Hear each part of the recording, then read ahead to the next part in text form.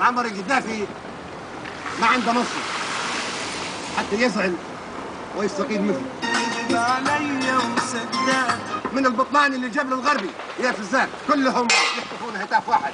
أناني أنت أناني. نحن قاومنا جبروت أمريكا، جبروت بريطانيا دول النوايا، لم نستسلم وقلنا نحن صامدون هنا.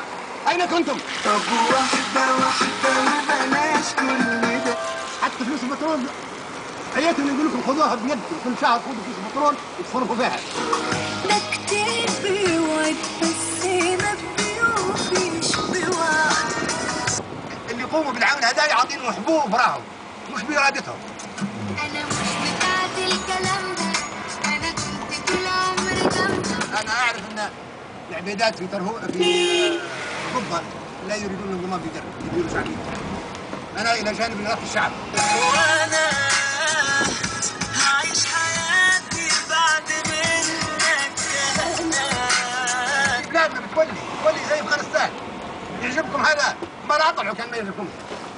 روح يلا العب غيرها وما تجيش. الدفاع عن مشروع الإسكان العملاق اللي تكاليفه 71 مليار اللي يسكن 3 ملايين ليبي. يجي 100 حاجة اتقالت ومفيش حاجة كده.